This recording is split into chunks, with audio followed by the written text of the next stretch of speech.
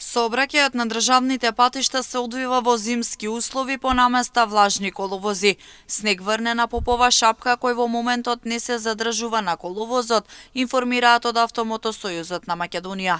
Интензитетот на сообраќај на патните правци надвор од градските средини е умерен. На граничните премини од македонска страна нема подолги задржувања за влез и излез од државата.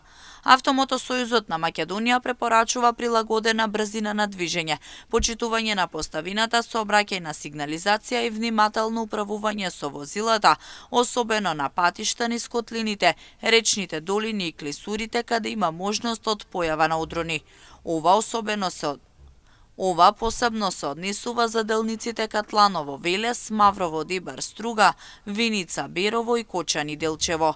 Од Автомотосојузот на Македонија потсетуваат и за законската обврска за задолжително поседување на зимска опрема во возилата, без оглед на моменталната временска состојба. Оваа обврска започна на 15 ноември 2024 година и ќе трае до 15 март 2025 година.